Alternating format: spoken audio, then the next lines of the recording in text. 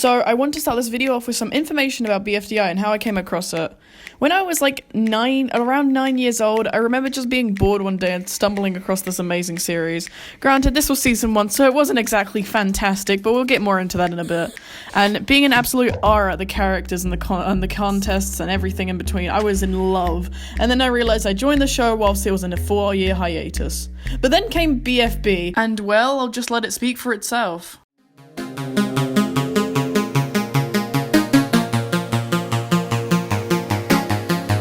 Hey, wait a minute, this video isn't about BFB, this video is about B.F.D.I. Now, to move back onto the topic of season 1, Episode 1 is just the epitome of 2010 in my eyes. I mean, come on, it's got clunky voice acting, clunky animation, but it just has that charm to it that I've never seen anyone able to recreate it now in 2021. And this episode really sets up a lot of the different character interactions like Coiny and Fiery, Blocky, Pen and Eraser, Leafy and Pin, and of course sets up the premise of the show, battling for a whole square mile of paradise, Dream Island. And the winner even gets to decide who comes on and who doesn't. And the episode ends with Leafy and Pin becoming team captains. I give this episode like 5 out of 10, mostly for nostalgia. The squishy cherries and the squashy grapes have formed, the Goiki canal is introduced, and for God's sake, please stop shipping golf ball and a tennis ball. Good episode overall, 7.5 out of 10. This episode introduced series staples like Yellowface ads, Blocky's Funny Doings International, Flowers Announcer Crusher, and most prominently, the first cake at stake where they have an actual cake. And surprise, surprise, Flower, who was the stereotypical bully character, was the first person to get eliminated. Overall, good episode. I really liked the contest. 7.5 out of 10. This episode starts off with a cake at stake, where the squishy cherries are up for elimination and Spongy is eliminated, because I mean, come on, he's spongy. Anyway, the contest was to reenact middle school and do a strangely difficult test, where even golf wouldn't get a 20. And one more thing to note here is somehow Pence has the ability to make an infinite doodle of herself, holding herself. Maybe it's because she's a pencil? What? Anyway, decent episode, 6 out of 10.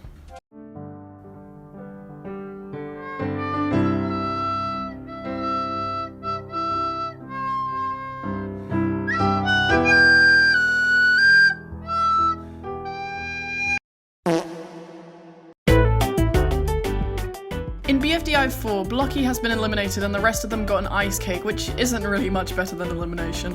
And today's competition was to bake a cake with Pin getting her second win token due to her flower cake, because Flower is very egotistical.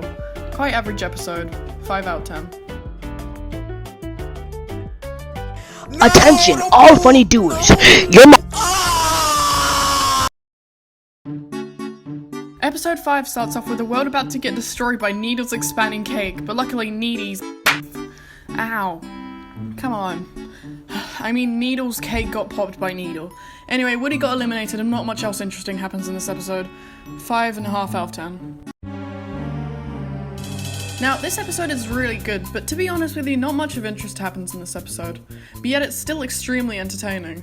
The episode starts off with Pin getting eliminated despite the fact that she had 2 win tokens, and then the contest was a 3-man race through 3 islands, each with a different mini-challenge on them. And despite the episode not having much to say about it, it still is one of my favourite episodes of season 1. 7.5 out of 10. No balls grouped with Rocky. Oh, great! That's helpful! He doesn't even have arms! And golf ball. No!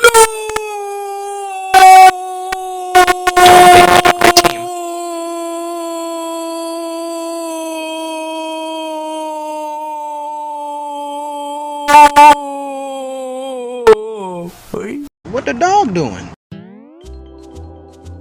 So episode 7 is an interesting one because of one of the segments of Yellowface's ad that talks about a device they sell called the Bubble Transformer that turns your skin into a bubble material.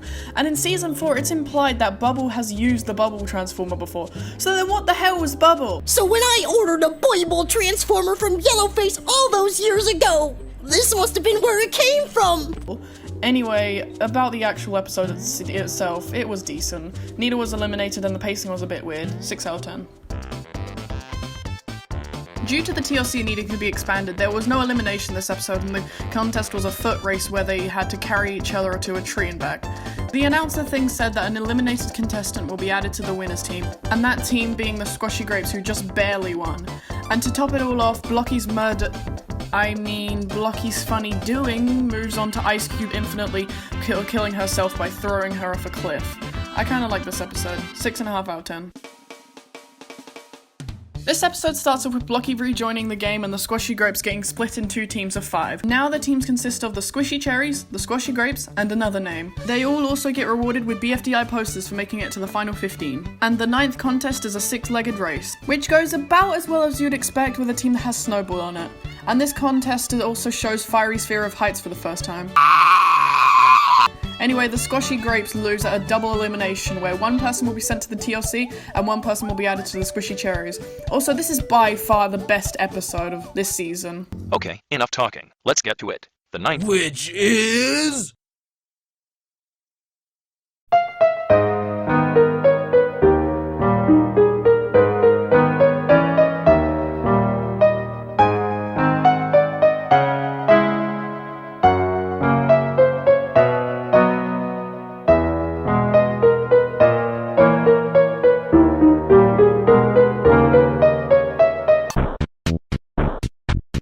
After Yellowface's ad for infinite money, aka a box of paper slips, the double elimination starts with Snowball joining the Squishy Cherries and Teardrop being eliminated somehow.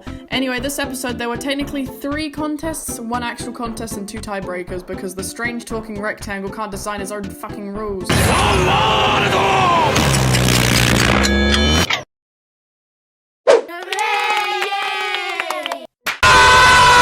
Anyway, another name is up for elimination, and it's the first normal elimination in a while, so that's nice.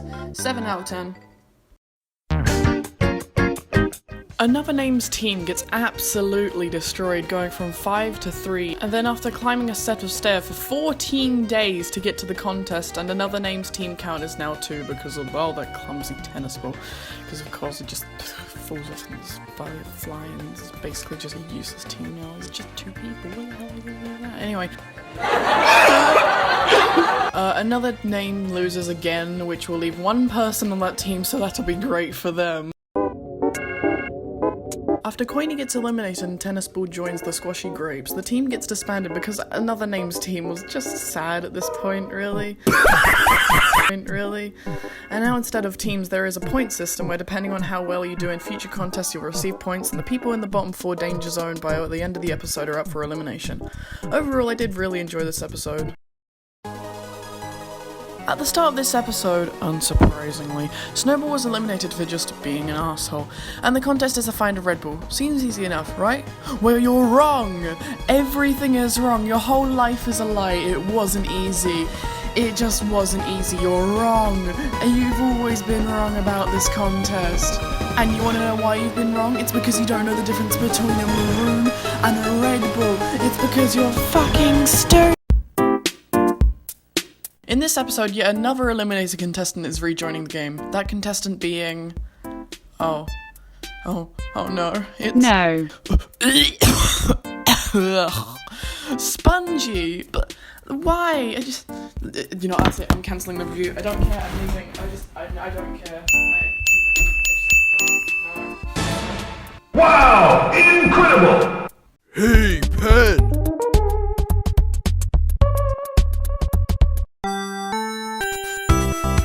Okay, so this episode, it's really good, but the contest is just very strange. But for the first time ever, the contestants get to choose what contest they want to do. And the 2 options they have is taco, which is the, making tacos, just doing all that jazz, Jeez. And bath bag. It's just called bath bag. That's it. And Fiery, Pen, Leafy, Spongy, and Tennis Ball choose taco. And for some reason, Pencil, Ice Cube, Bubble, Rocky, and Blocky choose the bath bag, which I don't know. Maybe they have a thing for it. I'm not gonna judge them, but I don't know. Just it's confusing. 7.5 out of 10. So to describe this episode, it basically starts off with I like good cookies. For the actual episode itself, Pen was eliminated and Fiery kind of cheated in the bowling contest because he set all the pins on fire, but you know what, the announcer allowed it, so I'm sure it's fine. 7.5 out of 10. Episode starts off with Blocky being eliminated and weird talking rectangle fat shaming Spongy because we all know he deserves these pieces of shit. Anyway, the competition is a frisbee catching contest where players pair up to throw, and due to Ice Cube being dead for practically the entire competition, Ice Cube and Leafy get minus 1,000 points each. Holy shit, that's a bit harsh, isn't it? And that leaves Tennis Ball, Ice Cube and Leafy in the bottom 3. But this time we don't vote for them, we vote for a new character to join the show, and the contestants vote one of the 3 off. Anyway, really fun episode, 8.5 out of 10.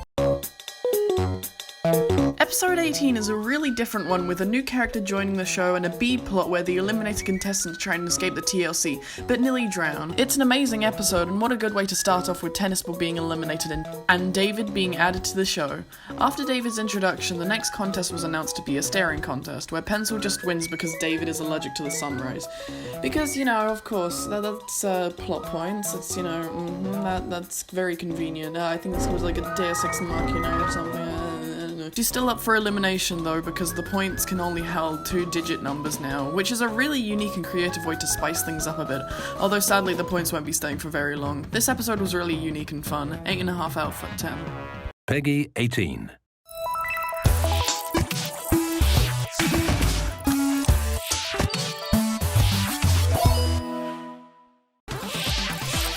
For the first time in 10 years,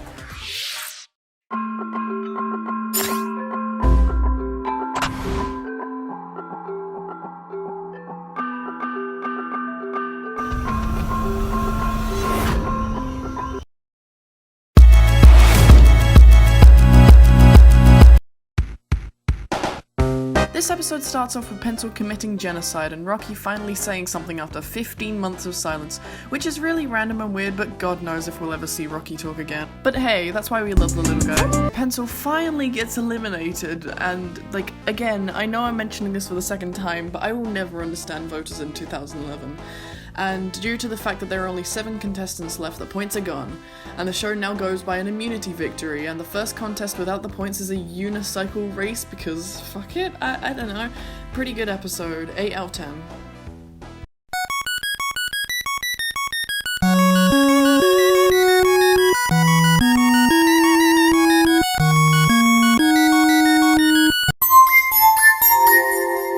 Objects are in space now because of budget cuts, and the contest is to not lose your immunity, which they all somehow fail at.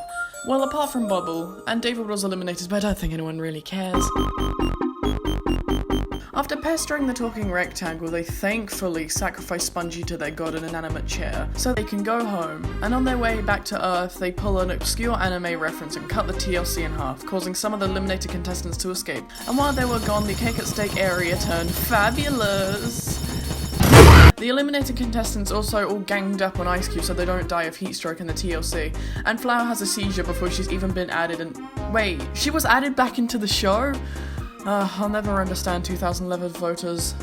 Anyway, the 21st contest is surprisingly simple compared to the other ones, which is a long jump, and Rocky can just fly now? Because, of course, you know, this is just, I think you might start to understand what I mean by they pull stuff out their ass in season 1 and 2.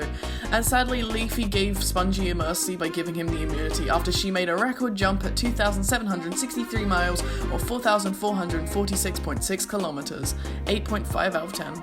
Let me, a stupid brick. I just need stabilizers, honey. Please take them. Fuck off, Diane. You're not me real mum, dumb bitch. I hate you. I hope you choke and you're sleeping on a put drain cleaning your coffee tomorrow. Wrapped in this frosted cheese. Cheese time.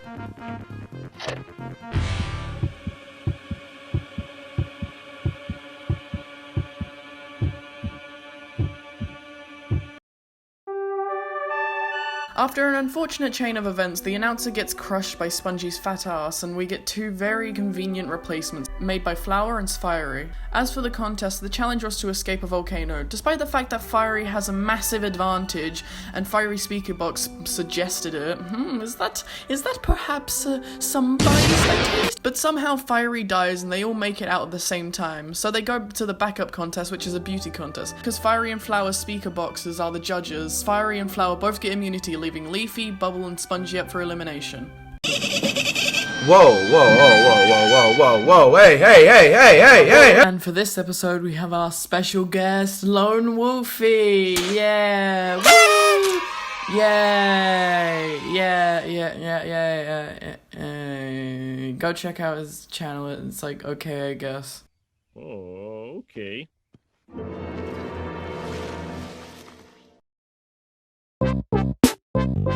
Due to the TLC being broken in episode 21, Fiery's speaker box forces them into Golf Ball's sex dungeon to get incinerated into Yoil Meadow to patch up the TLC after the announcer returns with a Among Us reference. Who's this? An imposter.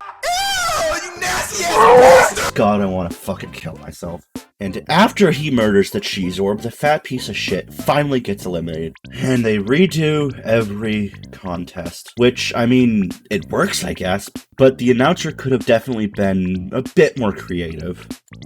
Also, Leafy gets fucking bored. Leafy's a communist, so she deserves it, and for some reason, Bubble denies immunity into the finals because she really can't count to 3.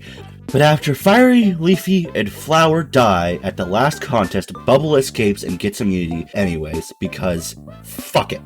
9 out of 10. Oh god, everyone is dead. B.F.D.I is cancelled. Yellowface is racist. Oh god, what the fuck? Everyone is dead. The fucking bugs killed them. Ah! Do you like this? Do you like this? Well, no more.